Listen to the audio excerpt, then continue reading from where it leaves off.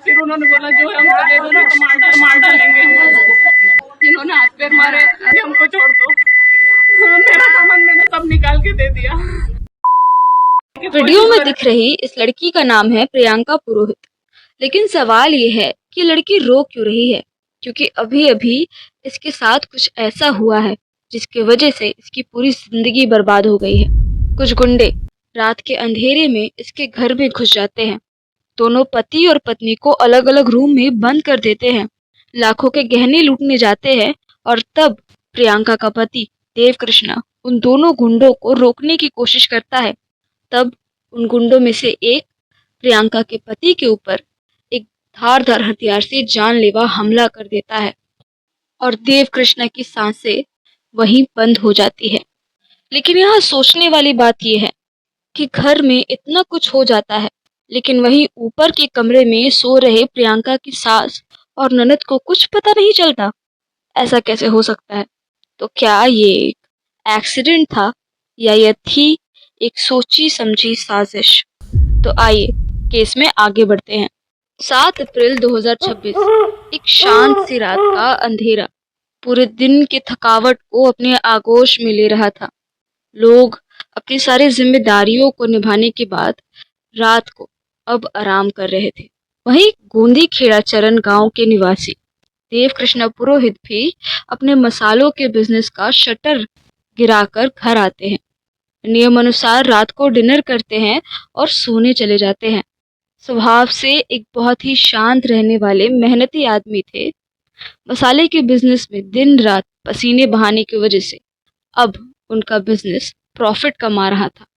पिताजी के देहांत के बाद देव कृष्णा की माँ खेंची देवी ने बहुत मेहनत से अपने दोनों बच्चों को बड़ा करा था। मसाले का बिजनेस भी अब प्रॉफिटेबल था। देव कृष्णा की शादी भी हो गई थी प्रियंका पुरोहित नाम की एक लड़की से।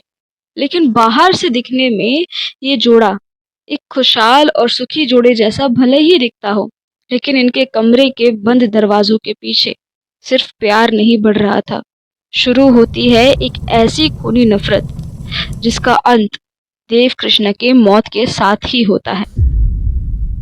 हर दिन की तरह उस दिन भी देव कृष्णा अपने रूम में सोने चले जाता है। घर का माहौल तब तक बिल्कुल शांत और नॉर्मल था, लेकिन जैसे ही रात और गहरी होती है, दो लोगों की परछाई चुपके से देव कृष्णा के घर के बाहर आकर रुकती है। उन दो लोगों में से एक का नाम था सुरेंद्र भाटी, जिसे 1 लाख की फिरौती दी गई थी देव कृष्णा की जान लेने के लिए। सुरेंद्र भाटी घर के अंदर घुस जाता है और उसका दूसरा साथी घर के बाहर ही पहरा दे रहा होता है। वो पहला आदमी जो घर के अंदर घुसता है, वो देव कृष्णा के रूम की तरफ बढ़ता है और सोते हुए देव कृष्णा पर धारदार हथियार से एक जानलेवा हमला करता है। और इससे पहले देव कृष्णा रिएक्ट भी कर पाता, उसकी जान चली जाती है। और जब ये सब हो रहा था, तब कोई था उस रूम में जो सब वहीं खड़े होकर देख रहा था, बिल्कुल शांत, कोई हलचल नहीं। उसको ये सब देखकर डर नहीं लग रहा था, उसको तृप्ति मिल रही थी, शांति मिल रही थी। और ये कोई और नहीं, खुद देव कृष्ण पुरोहित की वाइफ प्रियंका थी। वही जिसके साथ देव कृष्ण ने जीने और मरने की कसम खाई थी। आज वही औरत उसी की मौत से खुश दिख रही थी। लेकिन क्यों?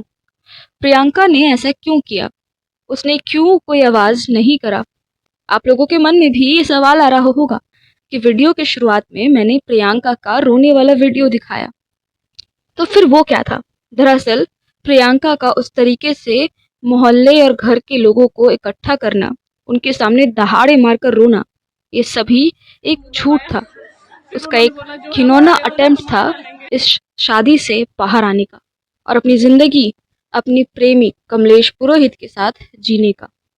कमलेश पुरोहित जो कि एक ढाबे का मालिक है, ऑलरेडी शादीशुदा और 2 बच्चों का बाप भी है उसी के साथ। ये वही इंसान था जो 7 अप्रैल की रात को देव कृष्ण के घर के बाहर सुरेंद्र के साथ आया था और वो बाहर ही पहरा दे रहा था। और जब सुरेंद्र ने देव कृष्ण पर हमला किया, तब उसके बाद सुरेंद्र उस घर से चला जाता है और फिर कमलेश घर के अंदर आता है।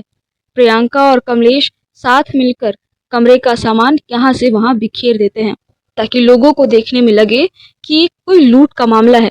अपने झूठ को और भी सच दिखाने के लिए प्रियंका ने अपने 3.5 लाख के गहने भी खुद से अपने कमरे में ही छुपा दिए थे। और ये सब करने के बाद थोड़ा समय प्रियंका और कमलेश उसी कमरे में देव कृष्णा के बेजान लाश के सामने बिताते हैं। फिर कमलेश भी थोड़ी देर के बाद वहां से फरार हो जाता है और प्रियंका खुद को रस्सी से बांधकर चीखने चिल्लाने लगती है। प्रियंका की आवाज सुनकर उसकी नंद और सास ऊपर के कमरे से नीचे आते हैं। मोहल्ले के लोग भी वहां जमा हो जाते हैं और फिर थोड़ी ही देर बाद वहां पुलिस को बुलाया जाता है। लूटपाट और देव कृष्णा की मौत की दास्तान सुनकर पूरे मोहल्ले में हड़कंप मच जाता है। सब लोगों को प्रियंका के लिए हमदर्दी हो रही थी, लेकिन जब पुलिस घर में आती है और देव कृष्णा की बॉडी को पोस्टमार्टम के लिए भेजा जाता है, तब प्रियंका अपनी ही बनाई हुई झूठी जाल में फंस जाती है। जब पुलिस घर की तफ्तीश करती है तो उनको ऐसे कोई भी साइन नहीं मिलते जिससे पता चले कि लुटेरे घर में जबरदस्ती घुसे हो।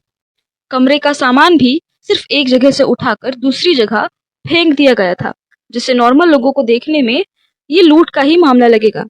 लेकिन पुलिस को चकमा देना इतना आसान नहीं होता। और फिर गहने जो कि प्रियंका ने कहा था कि चोरी हो गई है, वो भी पुलिस को ढूंढने पर मिल जाती है। और फिर पोस्टमार्टम रिपोर्ट्स आते ही पुलिस को यकीन हो गया था कि ये मामला लूट का नहीं है, बल्कि एक सोची समझी साजिश है। पोस्टमार्टम रिपोर्ट में ऐसा कोई बात सामने नहीं आता जिससे पता चले कि देव कृष्णा ने लुटेरों के साथ हाथापाई की हो। उसके बॉडी पे कोई भी स्ट्रगल के मार्क्स नहीं थे, थी तो सिर्फ एक चोट का निशान, जिसका वार देव कृष्णा से उसकी जिंदगी छीन लेती है। अब पुलिस को इतना तो समझ आ ही गया था कि प्रियंका झूठ बोल रही है। पुलिस को बस पता करना था क्यों। तो पुलिस प्रियंका को कस्टडी में लेके उसका बयान लेना शुरू करती है।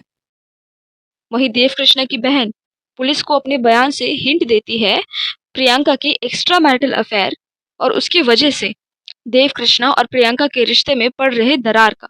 देव कृष्णा की बहन ये भी बोलती है कि देव कृष्णा ने एक बार प्रियंका को रंगे हाथों पकड़ा भी था, किसी आदमी से बात करते हुए। लंबे समय का शक और कॉल का पकड़े जाने की वजह से उनके बीच एक बहुत बड़ा झगड़ा भी होता है, जिसका वीडियो आप देख सकते हो।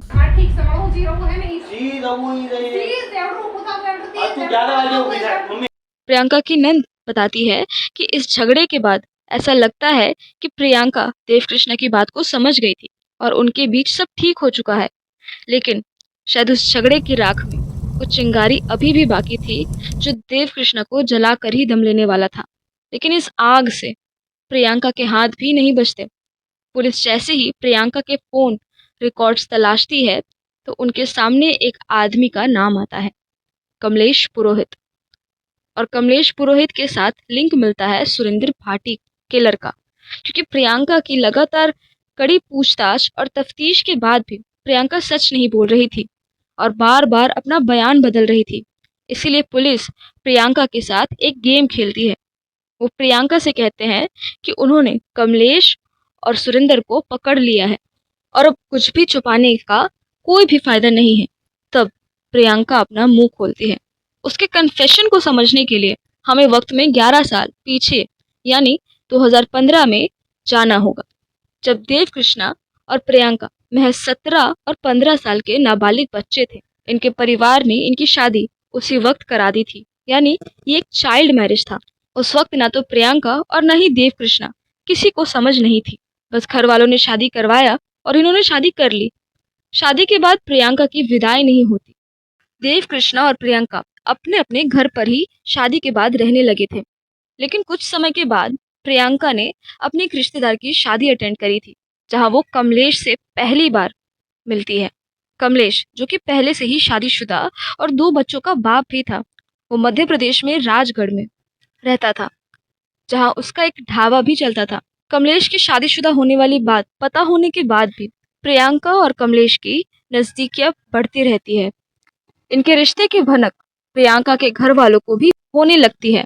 आसपास पड़ोस में भी लोग बातें बनाना शुरू करते हैं, जिसके वजह से प्रियंका के माता पिता उसको देव कृष्णा के घर भेज देना चाहते थे। लेकिन प्रियंका इस बातों को हर बार टाल देती थी। लेकिन बहुत बार घर वालों की तरफ से प्रेशर मिलने पर आखिरकार प्रियंका को देव कृष्णा के घर जाना ही पड़ता है जब वो 21 साल की हो गई। लेकिन देव कृष्णा के घर जाने के बाद भी प्रियंका और कमलेश का अफेयर चलते ही रहता है, जिसके वजह से प्रियंका ज्यादातर अपने मायके जाती रहती है, लेट नाइट कॉल्स पर लगी रहती थी और अपने फोन को खुद से दूर नहीं रखती थी। वहीं प्रियंका कोशिश करती थी देव कृष्णा को खुद से दूर रखने का। वो देव कृष्णा को हमेशा बोलती थी, तुम मेरे लायक नहीं हो, तुम काले हो, मैं तुमसे अच्छा डिजर्व करती हूँ। वो देव कृष्णा को बात बात में नीचा दिखाती थी। देव कृष्णा भी सारी बातें और प्रियंका की हरकतों को समझता था, लेकिन अपने घर में शांति बनाए रखने के लिए और अपने रिश्ते को कैसे भी करके बचाने के लिए चुप रह जाता था। लेकिन उसका सब्र का बांध उस दिन टूट जाता है जिस दिन उसने प्रियंका को रंगे हाथों कमलेश के साथ कॉल पे बात करते हुए पकड़ लिया था। तब प्रियंका समझ जाती है कि इस तरह से ज्यादा दिन काम नहीं चल सकता है और इसीलिए प्रियंका और कमलेश ने मिलकर देव कृष्णा को मारने का प्लान बनाया। उन लोगों ने सुरेंद्र भाटी नाम के एक कॉन्ट्रैक्ट किलर को हायर किया। 1 लाख रुपए की फिरौती में सुरेंद्र देव कृष्णा को मारने के लिए तैयार हो जाता है। प्रियंका ने पहले ही डिसाइड कर लिया था कि वो सुरेंद्र भाटी के साथ अपने फोन से कभी भी बात नहीं करेगी, ताकि अगर कोई सर्च हो तो सुरेंद्र के साथ प्रियंका का कोई भी कनेक्शन ना मिले। सुरेंद्र को ऑर्डर मिलता है कि वो 4 अप्रैल को है अपना काम पूरा कर ले।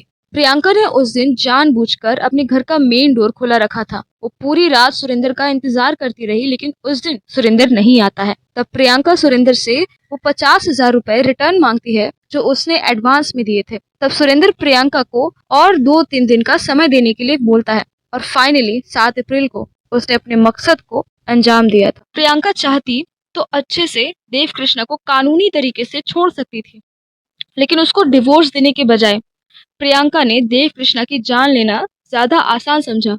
इस वक्त प्रियंका और कमलेश पुलिस कस्टडी में हैं और सुरेंद्र भागा हुआ है, जिसकी खोज अभी चल रही है। प्रियंका ने अपने एक तरफा स्वार्थ और अहंकार में आकर देव कृष्णा को हमेशा नीचा दिखाया और अपने रिश्ते की कद्र ना करते हुए आखिरकार उसने देव कृष्णा की जान ले ली। वहीं दूसरी ओर देव कृष्णा सिर्फ घर की शांति के लिए सालों तक मानसिक प्रताड़ना झेलता रहा। उसने प्रियंका के सारे रेड फ्लैग्स को हमेशा नजरअंदाज किया, सिर्फ अपने रिश्ते को बचाए रखने के लिए। और कहीं ना कहीं उसका ये सीधापन ही उसकी जान जाने का कारण भी बना। आपको क्या लगता है, क्या देव कृष्णा को कभी अंदाजा था कि उसकी इस चुप्पी का क्या अंजाम हो सकता है? क्या उसने प्रियंका के रेड फ्लैग्स को नजरअंदाज करके गलती की थी? कमेंट सेक्शन में मुझे अपनी राय जरूर बताना। और अगर देव कृष्णा की इस कहानी ने आपका दिल छुआ हो तो ऐसे और सच्ची क्राइम की कहानियों को सुनते रहने के लिए मेरे चैनल को अभी सब्सक्राइब कर लो। मिलती हूँ आपसे अगले वीडियो में। शुक्रिया।